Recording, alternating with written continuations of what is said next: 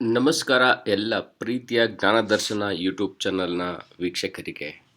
ನಾವು prelims special series ಎಪಿಸೋಡ್ನ ಮುಖಾಂತರ ಪ್ರತಿದಿನ ಸಂಜೆ 7 ಗಂಟೆಗೆ ಜಿಯೋಗ್ರಫಿ ಪ್ರಶ್ನೆಗಳ ಅನಾಲಿಸಿಸ್ ನಡೆಯುತ್ತೆ. ಅದೇ ರೀತಿ ಬೆಳಗ್ಗೆ 9 ಗಂಟೆಗೆ ಪೊಲಿಟಿ ಪ್ರಶ್ನೆಗಳ ವಿಶ್ಲೇಷಣೆ ಮಾಡಲಾಗುತ್ತೆ. ಮುಂದಿನ ದಿನಗಳಲ್ಲಿ ನಾವು ಎಕನಾಮಿಕ್ಸ್ ಸೀರೀಸ್ಗಳನ್ನು ಈ ಒಂದು ಟೈಮ್ ಟೇಬಲ್ನಲ್ಲಿ ಆಡ್ ಮಾಡೋ ಅಂಥ ಒಂದು ಪ್ರಕ್ರಿಯೆ ನಡೀತಾ ಇದೆ. ಅಲ್ಲಿ ತನಕ ಜಿಯೋಗ್ರಫಿ ಮತ್ತು ಪೊಲಿಟಿ ಪ್ರಶ್ನೆಗಳ ವಿಶ್ಲೇಷಣೆಗಳನ್ನು ತಪ್ಪದೇ ವೀಕ್ಷಿಸಿ. ಇವತ್ತು ನಾವು ಪೊಲಿಟಿನಲ್ಲಿ ಬಂದಂತಹ ಪ್ರೀವಿಯಸ್ ಇಯರ್ಸ್ ಕ್ವಶನ್ ಅನಾಲಿಸಿಸ್ ಇವತ್ತಿನ 10 ಪ್ರಶ್ನೆಗಳನ್ನು ತೆಗೆದುಕೊಳ್ತಾ ಇದ್ದೇನೆ. ಪ್ರತಿದಿನ ಬೆಳಗ್ಗೆ 9 ಗಂಟೆಗೆ ನಾನು ನಿಮ್ಮ ಮುಂದೆ ಪೊಲಿಟಿ ಪ್ರಶ್ನೆಗಳೊಂದಿಗೆ ಬರ್ತಾ ಇದ್ದೇನೆ. ಇವತ್ತಿನ ಪ್ರಶ್ನೆ ಏನಿದೆ ಅಂತಂದರೆ, ಇದಕ್ಕೂ ಮುಂಚೆ ನಾವು 30 ಪ್ರಶ್ನೆಗಳನ್ನು ನಾವು ಮಾಡಿದ್ದೇವೆ. ಅದ್ರದ್ದು ಯೂಟ್ಯೂಬ್ನಲ್ಲಿ ವಿಡಿಯೋಸ್ ಇದೆ, ಸಾಧ್ಯವಾದ್ರದ್ದು ನೋಡಿ. ಅದಾದ ನಂತರ ಈ ಪ್ರಶ್ನೋತ್ತರ ಅನಾಲಿಸಿಸ್ಗೆ ಬನ್ನಿ. ಪ್ರಶ್ನೆ ಹೀಗಿದೆ: which article of the constitution provides that it shall be the endeavour of every state to provide adequate facility for instruction in mother tongue at the primary stage of education? Options ಏನಿದೆ ನೋಡೋಣ. ಇಲ್ಲಿರ್ತಕ್ಕಂಥದ್ದು instruction in the mother tongue ಅಂತಕ್ಕಂಥದ್ದಕ್ಕೆ options article 349, article 350, article 350A, article 351 ಕೊಟ್ಟಿದ್ದಾರೆ. ಇಲ್ಲಿ instruction in mother tongue ಅಂತಂದರೆ ಮಾತೃಭಾಷೆಯಲ್ಲಿ primary ಪ್ರಾಥಮಿಕ ಹಂತದಲ್ಲಿ ಮಕ್ಕಳಿಗೆ ಶಿಕ್ಷಣ ಕೊಡಬೇಕು ಅಂತ. ಸೊ ಇದಕ್ಕೆ ಉತ್ತರ ಏನಾಗಿದೆ ಅಂತಂದರೆ ಆರ್ಟಿಕಲ್ 350A. ನೀವು ಲಕ್ಷ್ಮೀಕಾಂತ ಪೊಲಿಟಿ ಟೆಕ್ಸ್ಟ್ ಬುಕ್ಸ್ನಲ್ಲಿ ನೋಡೋ ಸಂದರ್ಭದಲ್ಲಿ ನಿಮಗೆ ಇಂಪಾರ್ಟೆಂಟ್ ಆರ್ಟಿಕಲ್ನ ನೆನ್ಪಿಟ್ಕೊಳ್ಬಹುದು. ಸರ್ ಹಾಗಂತ ಎಷ್ಟು ಆರ್ಟಿಕಲ್ ನೆನ್ಪಿಟ್ಕೊಬೇಕು, ಎಲ್ಲ ಆರ್ಟಿಕಲ್ನು ಬಯಾಟ್ ಮಾಡೋದಕ್ಕಾಗುತ್ತಾ ಅಂತಂದರೆ ಸಾಧ್ಯ ಇಲ್ಲ. ಇಂಪಾರ್ಟೆಂಟ್ ಆಗಿರ್ತಕ್ಕಂತಹ ಕೆಲವುಗಳನ್ನು ನಾವು ಓದಿ ನೆನಪಿನಲ್ಲಿ ಇಟ್ಕೊಂಡ್ರೆ ಅದನ್ನು ಮೈನ್ಸ್ನಲ್ಲಿ ಒಂದು ಫ್ಯಾಕ್ಟ್ರಿನಲ್ಲಿ ಬರೆಯೋದಕ್ಕೂ ಕೂಡ ಅನುಕೂಲ ಆಗುತ್ತೆ. ಹಾಗಾಗಿ ಬಹುಮುಖ್ಯವಾಗಿರ್ತಕ್ಕಂತಹ ಏನು ಆರ್ಟಿಕಲ್ಸ್ ಇರುತ್ತಲ್ಲ ಅದನ್ನು ನಾವು ನೆನ್ಪಿಟ್ಕೊಳ್ಬೇಕಾಗುತ್ತೆ.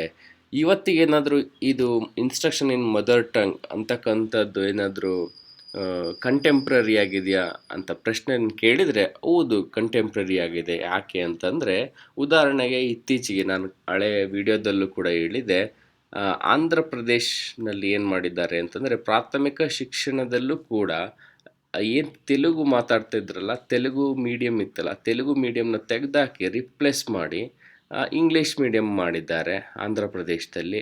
ಸರ್ ಹಾಗಿದ್ರೆ ಓಕೆ, ತೆಲುಗಿನಲ್ಲಿ ಮಾಡಿದರು, ಬಟ್ ಅವ್ರ ಮಾತೃಭಾಷೆ ತೆಲುಗು.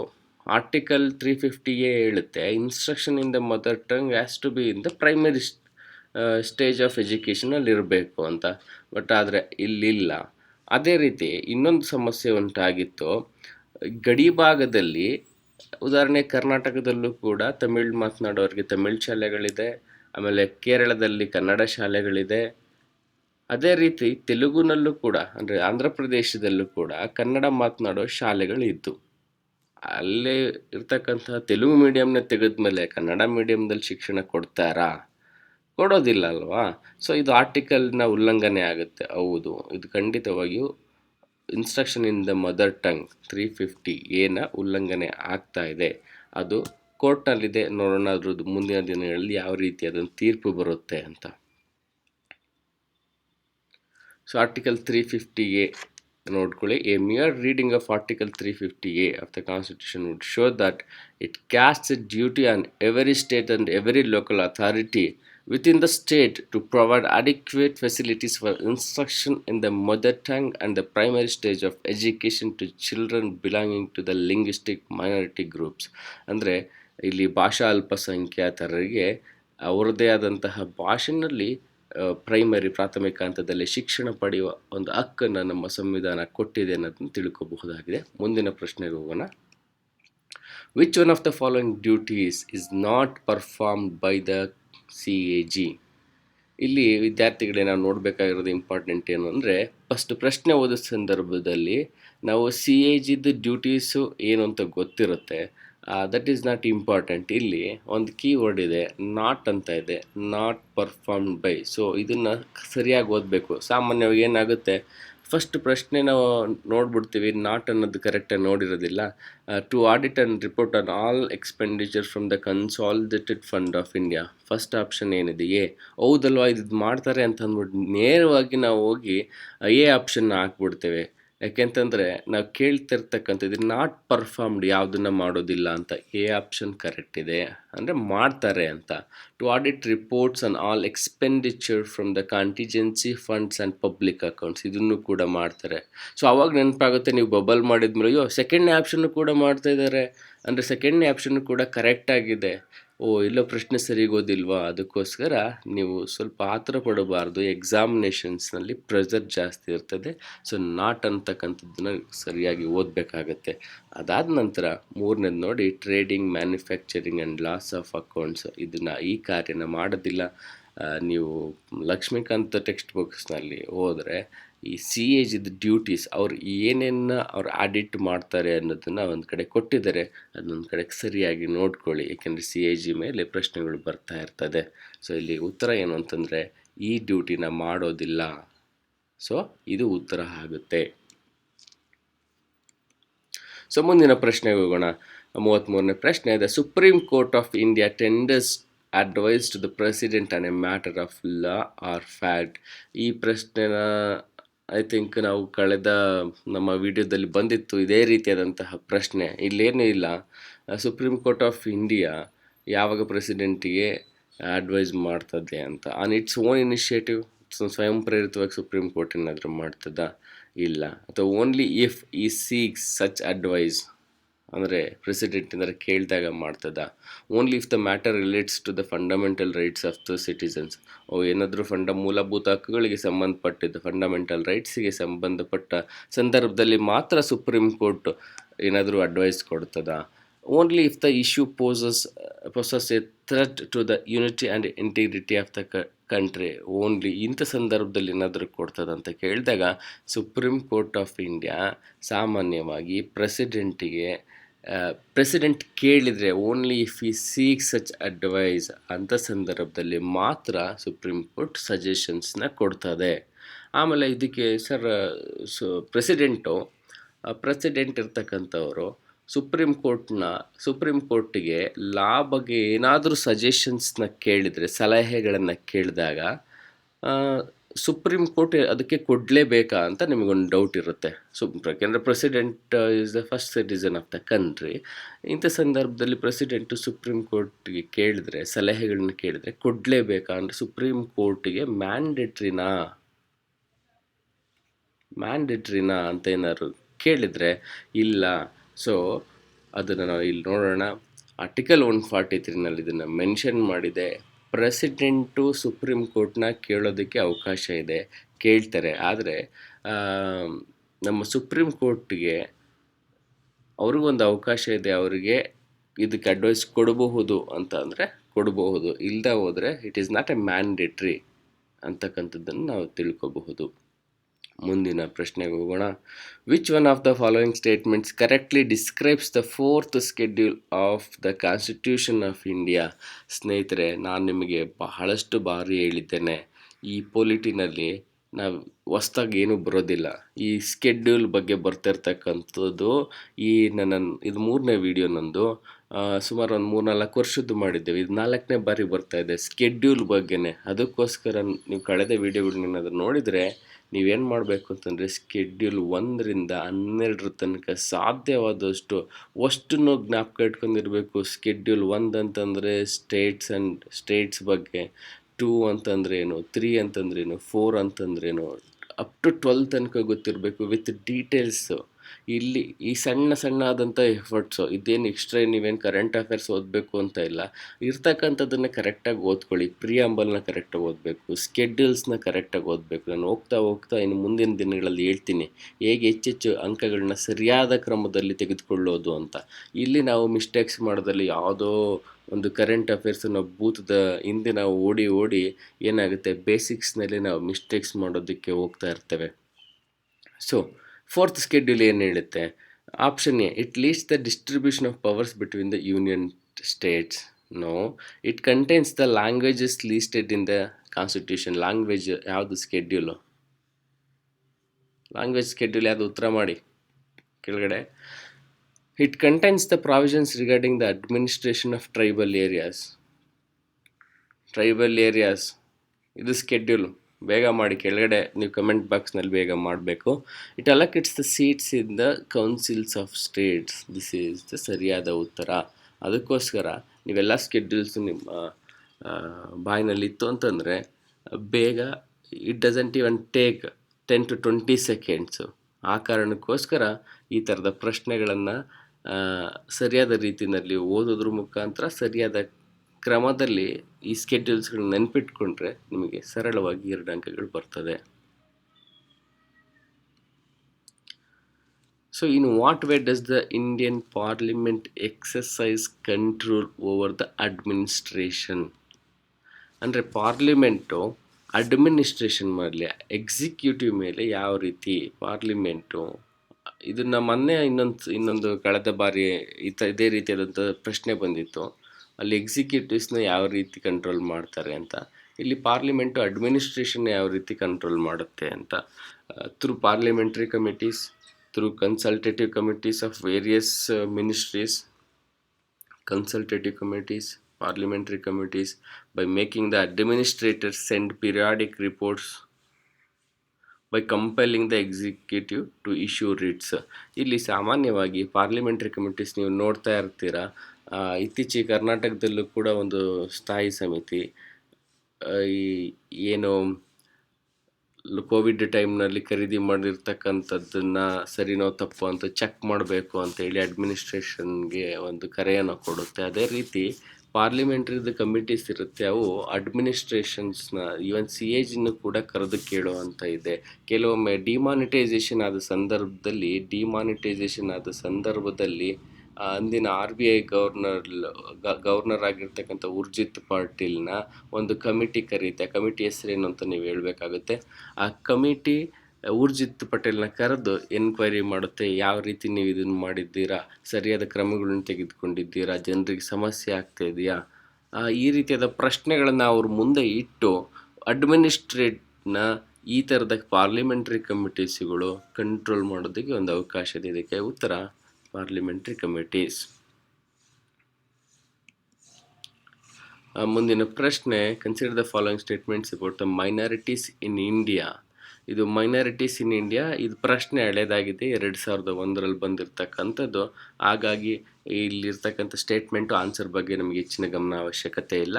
ಆಗ 5 ಇತ್ತು. 5 ಫಸ್ಟ್ ಸ್ಟೇಟ್ಮೆಂಟ್ ಏನು ಹೇಳ್ತಿದೆ, as notified the 5 communities namely Muslims, Sikhs, Christians, Buddhist and Zoroastrians as minorities. ಇದು ಆ ಸಂದರ್ಭದಲ್ಲಿ 2001ರಲ್ಲಿ ಸರಿಯಾದ ಉತ್ತರ. ಈಗೇನಾಗಿದೆ, ನಾನು ಅದಕ್ಕೆ ಆ್ಯಡ್ ಮಾಡಿದ್ದೇನೆ, ಜೈನ್ಸ್ನು ಕೂಡ 2013ರಲ್ಲಿ ನೋಟಿಫೈ ಮಾಡ್ತಾರೆ, ಅವರು ಕೂಡ ಮೈನಾರಿಟೀಸ್ ಆಗ್ತಾರೆ.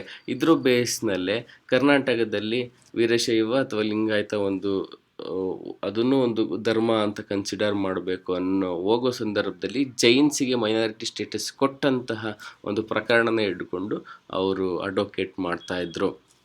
So the national commission for minority was given statutory status in 1993 ಸರಿಯಾದ ಉತ್ತರ. ಸೊ ಇಲ್ಲಿರ್ತಕ್ಕಂಥ ಉತ್ತರದ ಬಗ್ಗೆ ತಲೆ ಕೆಡಿಸ್ಕೊಬೇಡಿ, ಇಲ್ಲಿ ಜೈನ್ಸ್ನು ಕೂಡ ಆ್ಯಡ್ ಮಾಡಿದ್ದಾರೆ.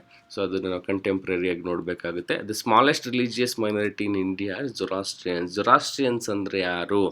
ಜೊರಾಸ್ಟ್ರಿಯನ್ಸ್ ಅಂತಂದರೆ ಪಾರ್ಸಿಗಳು ಅಂತ ಕರಿತೀವಿ, ಗೊತ್ತಿರಬೇಕು. ಪಾರ್ಸಿಗಳಲ್ಲಿ ಒಂದು ಪ್ರಮುಖವಾದಂತಹ ಒಂದು ಪ್ರಾಕ್ಟೀಸ್ ಇದೆ. ಅದೇನು ಅಂತಂದರೆ ಸೈಲೆನ್ಸ್ ಟಾಂಬ್ ಅಂತ ಕರೀತಾರೆ.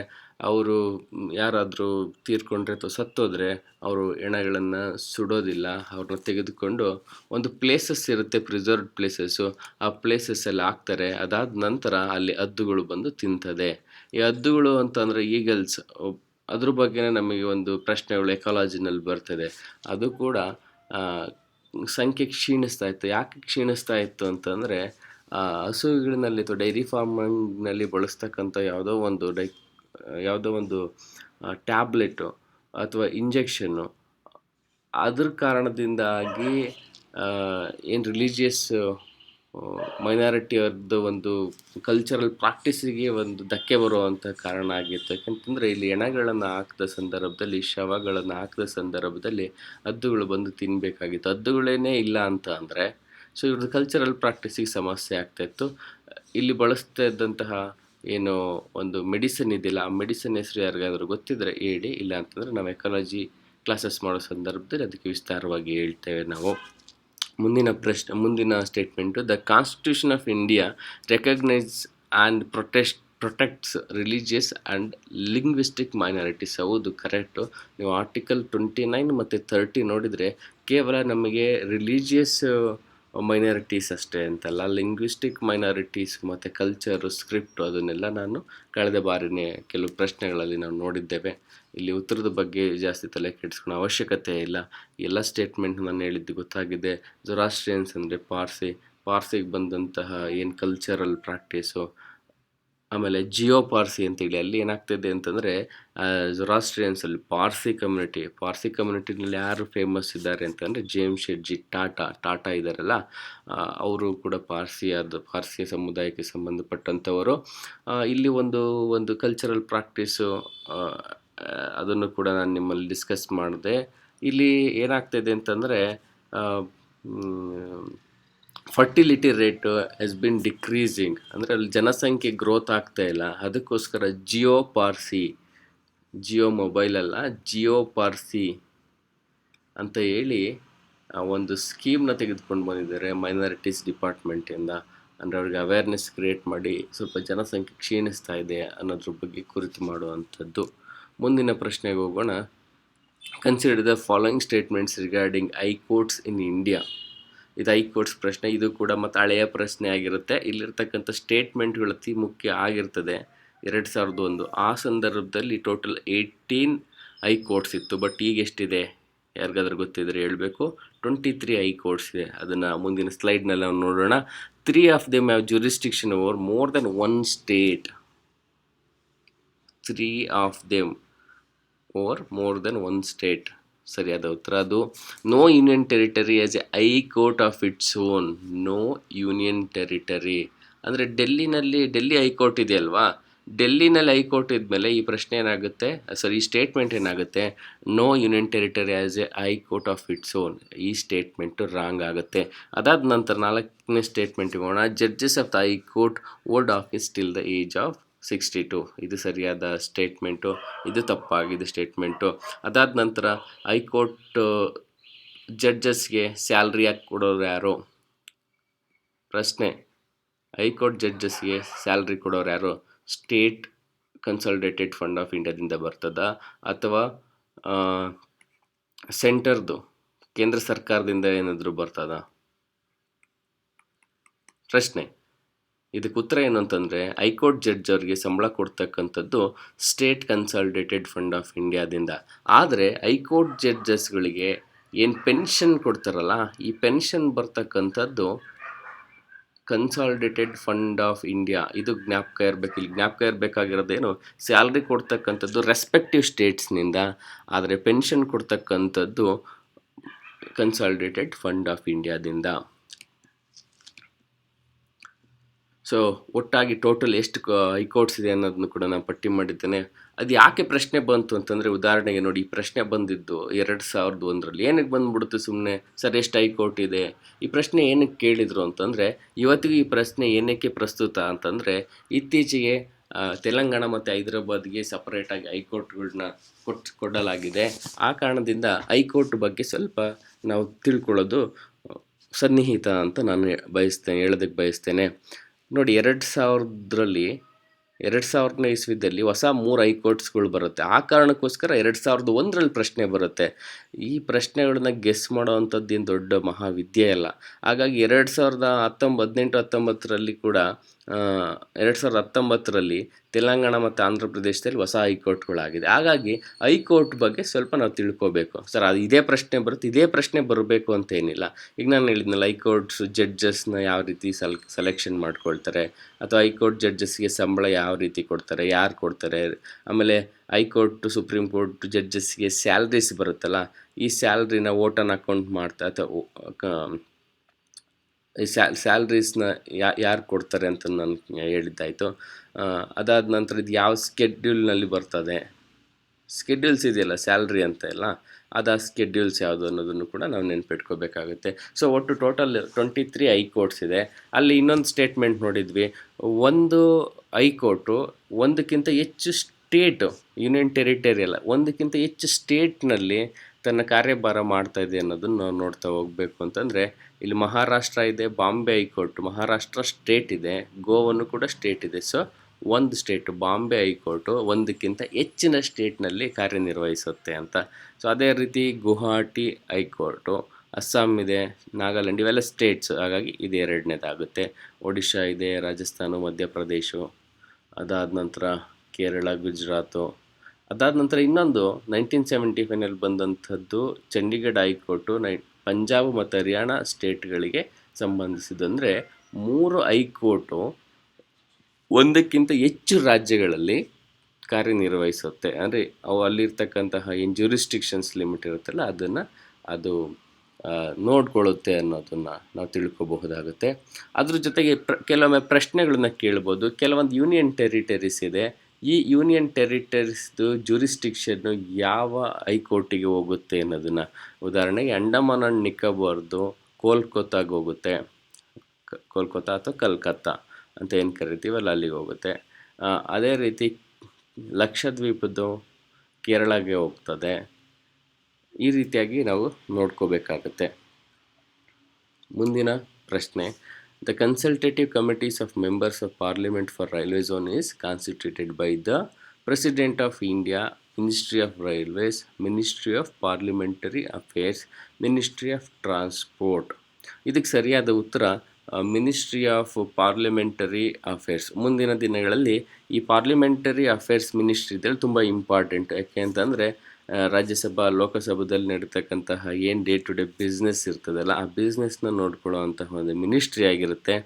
ಇದಕ್ಕೆ ಸಚಿವರು ಯಾರಿದ್ದಾರೆ ಅಂತಂದರೆ ಕರ್ನಾಟಕದಿಂದನೇ ಆಯ್ಕೆಯಾಗಿರ್ತಕ್ಕಂತಹ ಪ್ರಹ್ಲಾದ್ ಜೋಶಿ ಅಂತಕ್ಕಂಥವ್ರು ನಮ್ಮವರೇ ಆದಂತಹ ನಮ್ಮ ಕರ್ನಾಟಕದ ಸದಸ್ಯರೇ ಪಾರ್ಲಿಮೆಂಟರಿ ಅಫೇರ್ಸ್ದು ಮಿನಿಸ್ಟ್ರಿ ಇದ್ದಾರೆ. ಇದಕ್ಕೂ ಮುಂಚೆ ಅನಂತಕುಮಾರ್ ಅವರು ಕೂಡ ಕಾರ್ಯನಿರ್ವಹಿಸ್ತಿದ್ರು. ಅದಕ್ಕೂ ಮುಂಚೆ ವೆಂಕಯ್ಯ ನಾಯ್ಡು ಅವರು ಇದ್ದಂತಹ ಒಂದು ಮಿನಿಸ್ಟ್ರಿ ಆಗಿತ್ತಿದು. ಇಲ್ಲಿ ನಾವು ಗಮನಿಸೋಣ ಮುಂದಿನ ದಿನಗಳಲ್ಲಿ ಪಾರ್ಲಿಮೆಂಟರಿ ಅಫೇರ್ಸ್, ಯಾಕೆಂದರೆ important ministry when we compare to other ministries. Ministry of parliamentary affairs ಸ್ವಲ್ಪ ವಿಶೇಷವಾಗಿ ಓದೋಣ, ನಮ್ಮ ಎಕ್ಸಾಮಿನೇಷನ್ ಪರ್ಸ್ಪೆಕ್ಟಿವಿಂದ ಬಹಳ ಅನುಕೂಲ ಆಗುತ್ತೆ. ಸದ್ಯಕ್ಕೆ ಇದಕ್ಕೆ ಉತ್ತರ ಏನು ಅಂತಂದರೆ ಮಿನಿಸ್ಟ್ರಿ ಆಫ್ ಪಾರ್ಲಿಮೆಂಟರಿ ಅಫೇರ್ಸ್. 39ನೇ ಪ್ರಶ್ನೆಗೆ ಹೋಗ್ತಾ ಇದ್ದೀವಿ. Which one of the following articles of the directive principle of the DPSP, directive principle of state policy, deals with the promotion of international peace and security? ಇದು ಕೂಡ ತುಂಬ ಸರಳವಾದಂತಹ ಪ್ರಶ್ನೆ, ಯಾರು ಬೇಕಾದರೂ ಹೇಳ್ತೀರಾ. ಆರ್ಟಿಕಲ್ 51. ಆರ್ಟಿಕಲ್ 51ಗೆ ನಮಗೆ ಇಂಟರ್ನ್ಯಾಷನಲ್ ಪೀಸ್ ಆ್ಯಂಡ್ ಸೆಕ್ಯೂರಿಟಿಗೆ ಪ್ರಮೋಷನ್ ಮಾಡುವಂತಹ ಒಂದು ಸಂವಿಧಾನದಲ್ಲಿ ಉಲ್ಲೇಖ ಆಗಿರ್ತಕ್ಕಂಥ ವಿಧಿಯಾಗಿದೆ. ಅದಾದಮೇಲೆ ಸರ್ ನೀವು ಮತ್ತೆ ಕೇಳ್ಬೋದು, ಸರ್ ಫಂಡಮೆಂಟಲ್ ಡ್ಯೂಟೀಸು 51A ಅಂತ ಇದೆ, ಸರ್ 51 ಅಂತ ಇದೆ, 51 ಮತ್ತು 51A ಎರಡೂ ಒಂದೇನಾ ಅಂತ. ಇಲ್ಲಿ ವಿದ್ಯಾರ್ಥಿಗಳೇ ನಾವೇನು ತಿಳ್ಕೊಬೇಕು ಅಂತಂದರೆ, ಯಾವುದಾದ್ರೂ ಒಂದು ಆರ್ಟಿಕಲ್ ಹೊಸ್ದಾಗಿ ಕ್ಯಾಪಿಟಲ್ ಅಕ್ಷರದಿಂದ A ಅಂತ ಇದ್ದರೆ, ಫಾರ್ ಎಕ್ಸಾಂಪಲ್ 51A ಅಂತ ಇದ್ದರೆ ಇದು ಒಂದು ಹೊಸ ಆರ್ಟಿಕಲ್. ಕೆಲವೊಮ್ಮೆ 51 ಇದರೊಳಗಡೆ ಸಬ್ ಆಪ್ಷನ್ಸ್ ABCD ಅಂತಂದರೆ ಇದು ಸಬ್ ಪ್ರಾವಿಷನ್ಸ್ 51 ಒಳಗಡೆ ಬರ್ತಕ್ಕಂಥ ಸಬ್ ಪ್ರಾವಿಷನ್ಸ್ ಆಗಿರುತ್ತೆ. ಇದು ಉದಾಹರಣೆಗೆ ನಾನು ಹೇಳ್ತಿರೋದು. ಕ್ಯಾಪಿಟಲ್ A ಇತ್ತು ಅಂದರೆ ಫಾರ್ ಎಕ್ಸಾಂಪಲ್ 48A, 43A, ಇದನ್ನು ನಾವು ಇನ್ನೊಂದು ರೀತಿಯಲ್ಲಿ ತಿಳ್ಕೊಬೋದು. ಈ ರೀತಿ ಯಾವಾಗಲಾದರೂ ಈ ಅಡ್ಜೆಕ್ಟಿವ್ ಕಂಡಾಗ A ಅಂತಕ್ಕಂಥ ಅಥವಾ B ಅಂತಕ್ಕಂಥ ಕ್ಯಾಪಿಟಲ್ ಲೆಟರ್ಸಲ್ಲಿ ಬಂತು ಅಂದರೆ ಇದನ್ನು ನಾವು ಹೊಸದಾಗಿ ಸೇರಿಸಿರ್ತಕ್ಕಂಥದ್ದು ನ್ಯೂಲಿ ಆಡೆಡ್ ಆರ್ಟಿಕಲ್ಸ್ ಅನ್ನೋದನ್ನ ಅರ್ಥ ಮಾಡ್ಕೋಬಹುದು. 51A ನ್ಯೂಲಿ ಆಡೆಡ್ ಅಂದರೆ ಅದನ್ನ ಯಾವ ಕಾನ್ಸ್ಟಿಟ್ಯೂಷನಲ್ ಅಮೆಂಡ್ಮೆಂಟಿಂದ ಆಡ್ ಮಾಡಿದ್ದಾರೆ ಅನ್ನೋದನ್ನು ಕೂಡ ನಾವು ತಿಳ್ಕೊಳ್ಳೋದಕ್ಕೆ ಅವಕಾಶ ಇದೆ. ಸೊ ಹಂಗೆ 51A ಫಂಡಮೆಂಟಲ್ ಡ್ಯೂಟೀಸ್ನ ಯಾವ ಕಾನ್ಸ್ಟಿಟ್ಯೂಷನಲ್ ಅಮೆಂಡ್ಮೆಂಟಿಂದ ಆಡ್ ಮಾಡಿದ್ದಾರೆ, ಟೋಟಲ್ ಎಷ್ಟು ಫಂಡಮೆಂಟಲ್ ಡ್ಯೂಟೀಸ್ ಇದೆ, ಇದನ್ನು ನೀವು ತಿಳ್ಕೊಬೇಕಾಗುತ್ತೆ. ಇದಕ್ಕೆ ಉತ್ತರ 51 ಆಗಿದೆ. ಕೊನೆಯ ಪ್ರಶ್ನೆ, ಇವತ್ತಿನ ಕೊನೆಯ ಪ್ರಶ್ನೆಗೆ ಬಂದಿದ್ದೇವೆ. Which one of the following rights was described by the doctor BR Ambedkar as the heart and soul of the constitution. ಇದು ಎಲ್ಲರಿಗೂ ಗೊತ್ತಿರ್ತಕ್ಕಂಥ ಪ್ರಶ್ನೆ ನೋಡಿ, ಎಷ್ಟು ಸರಳವಾದ ಪ್ರಶ್ನೆ ಕೇಳಿದ್ದಾರೆ. ಅದಕ್ಕೆ UPSCನಲ್ಲಿ ಬಹಳಷ್ಟು ಸಿಂಪಲ್ ಪ್ರಶ್ನೆ ಬರುತ್ತೆ. ನಿಮ್ಮೆಲ್ಲರ ಪ್ರೆಷರ್ಸು ಮತ್ತು ಒತ್ತಡಗಳ ಕಾರಣದಿಂದ ಸಿಂಪಲ್ ಆಗಿರೋ ಪ್ರಶ್ನೆಗಳನ್ನು ಕಾಂಪ್ಲೆಕ್ಸ್ ಮಾಡಿಕೊಂಡು ಸರಿಯಾಗಿ ಉತ್ತರ ಮಾಡೋದಿಲ್ಲ. ಅದಕ್ಕೆ ಬಹಳಷ್ಟು ಜನ ಏನು ಕಟ್ ಆಫ್ ಮಾರ್ಕ್ಸ್ ಇರ್ತದಲ್ಲ, ಈ ಕಟ್ ಆಫ್ ಮಾರ್ಕ್ಸ್ನ ಸನಿಹಕ್ಕೆ ಬಂದಿರ್ತಾರೆ. ಒಂದು ಪ್ರಶ್ನೆ ಆಜು ಬಾಜಿನಲ್ಲಿ ತಮ್ಮ ಏನು ಮೇನ್ಸಿಗೆ ಕ್ವಾಲಿಫೈ ಆಗೋದನ್ನ ಕಳ್ಕೊಳ್ತಾರೆ. ಅದಕ್ಕೋಸ್ಕರ ನೀವು ಹೆಚ್ಚೆಚ್ಚು ಮೈಂಡನ್ನ ಸ್ವಲ್ಪ ಟ್ರೈನ್ ಮಾಡಬೇಕು. ಸರಳವಾಗೇ ಬರುತ್ತೆ ಪ್ರಶ್ನೆಗಳು ಅನ್ನೋದನ್ನು ತಿಳ್ಕೊಬೇಕಾಗತ್ತೆ. ಇದಕ್ಕೆ ಉತ್ತರ ರೈಟ್ ಟು ಕಾನ್ಸ್ಟಿಟ್ಯೂಷನಲ್ ರೆಮಿಡೀಸ್ ಅಂತಕ್ಕಂಥದ್ದು. ಸೊ ಇಲ್ಲಿಗೆ ನಾವು ಇವತ್ತು ಬೆಳಗ್ಗೆ ಸೆಷನ್ನು 9 ಗಂಟೆ ಸೆಷನ್ 10 ಪ್ರಶ್ನೆಗಳನ್ನು ನಾವು ಮುಗಿಸ್ತಾ ಇದ್ದೇವೆ. ಮತ್ತು ನಾಳೆ ನಾನು ಮತ್ತತ್ತು 10 ಅಥವಾ 15 ಪ್ರಶ್ನೆಗಳೊಂದಿಗೆ ನಾನು ನಿಮ್ಮನ್ನು ಭೇಟಿ ಮಾಡ್ತೀನಿ. ಅಲ್ಲಿ ತನಕ ಸಂಜೆ ಜಿಯೋಗ್ರಫಿ ಸೀರೀಸ್ ಶುರುವಾಗುತ್ತೆ. ಆ ವಿಡಿಯೋಸ್ಗಳನ್ನ ನೋಡಿ. ಪ್ರಿಲಿಮ್ಸ್ಗೆ ಬಹಳ ಸಮಯ ಸಿಕ್ಕಿದೆ, ಅದನ್ನು ನೀವು ಸರಿಯಾದ ರೀತಿಯಲ್ಲಿ ಸದುಪಯೋಗ ಮಾಡಿಕೊಳ್ಳಿ ಅಂತ ಹೇಳ್ತಾ ನಿಮಗೆ ಗುಡ್ ಬೈ ಹೇಳೋ ಸಂದರ್ಭ ಬಂದಿದೆ. ನಮಸ್ಕಾರ, ಧನ್ಯವಾದಗಳು.